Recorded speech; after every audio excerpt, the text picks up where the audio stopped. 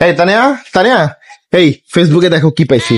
একটা ছেলের তুলনায় একটা মেয়ে দ্বিগুণ কথা বলে। তো দ্বিগুণ কথা বলবে না?